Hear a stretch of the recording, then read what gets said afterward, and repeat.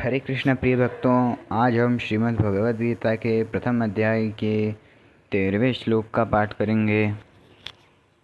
तो चलिए आज का पाठ प्रारंभ करेंगे। सर्वप्रथम हम भगवान का ध्यान करेंगे। ओम श्री परमात्मने नमः। ओम पूर्णमदः पूर्णमिदं पूर्णात् पूर्णमुदच्यते पूर्णस्य पूर्णमादाय पूर्णमेवावशिष्यते। श्रीमद्भगवद्गीता। गजाननं भूतगणादिसेवितं कपितजम्बूफलचारुभक्षणम् उमासुतं शोकविनाशकारकं नमामि विघ्नेश्वरपादकपङ्कजं।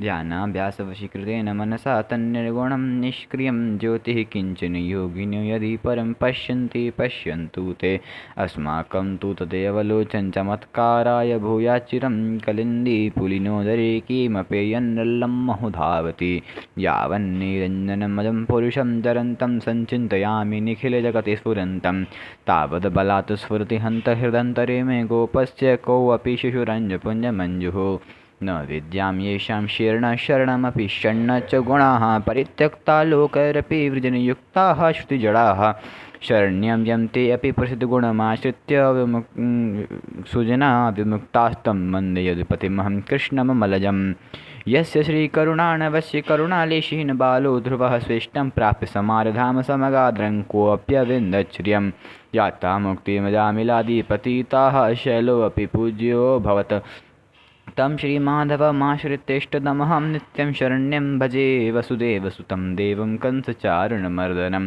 देवकी परमानन्दं कृष्णं वन्दे जगद्गुरुं नारायणं नमस्कृत्य नरं चैव नरोत्तमं देवीं सरस्वतीं व्यासं ततो जयमुदीरयेत्। जय श्री कृष्ण, जय श्री कृष्ण।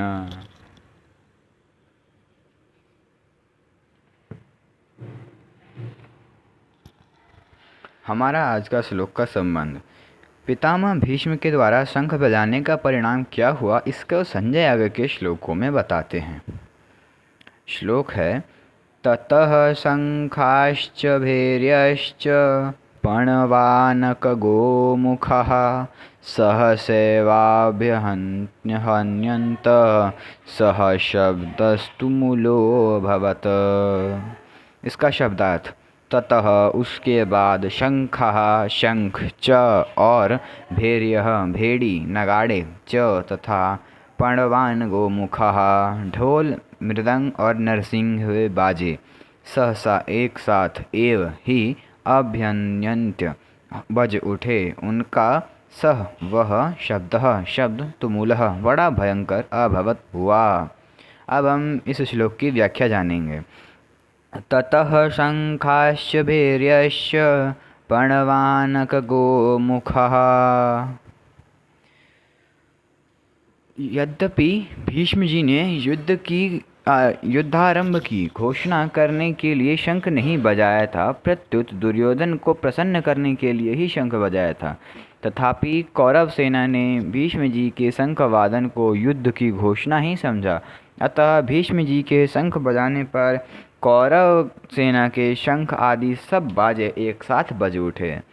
शंख समुद्र से उत्पन्न होते हैं। ये ठाकुर जी की सेवा में पूजे जाते हैं और आरती उतारने आदि के काम में आते हैं।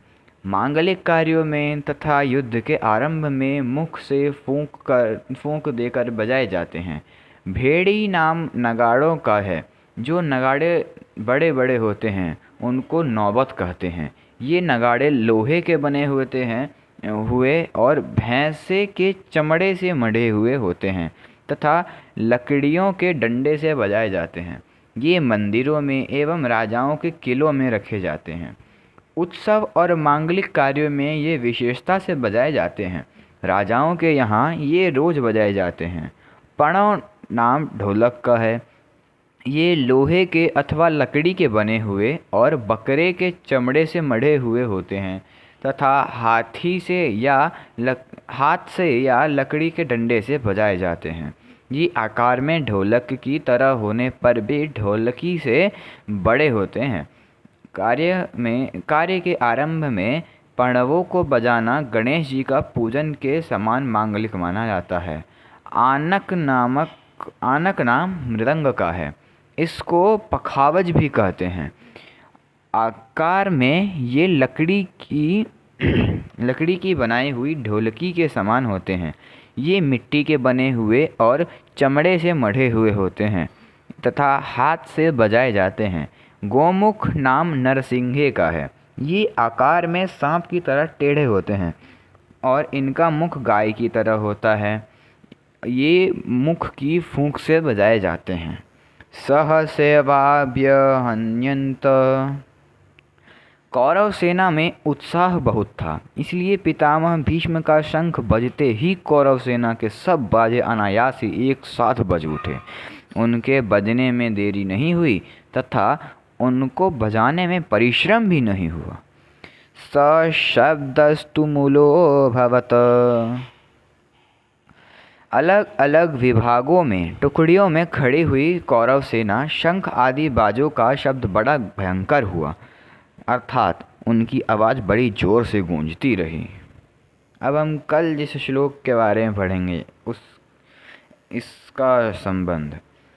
इस अध्याय के आरंभ में ही धृतराष्ट्र ने संजय से पूछा था कि युद्ध में मेरे और पांडु के पुत्रों ने क्या किया। अतः संजय दूसरे श्लोक से 13वें श्लोक तक धृतराष्ट्र के पुत्रों ने क्या किया इसका उत्तर दिया।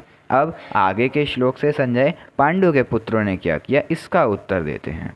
कल का श्लोक।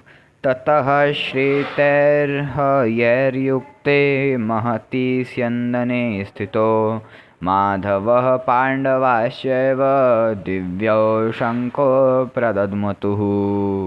जय श्री कृष्ण, जय श्री कृष्ण। अगर आपने अभी तक वीडियो को लाइक नहीं किया तो वीडियो को लाइक करें, दोस्तों के साथ शेयर नहीं किया तो शेयर करें तथा चैनल को अवश्य सब्सक्राइब कर लें। हरे कृष्णा।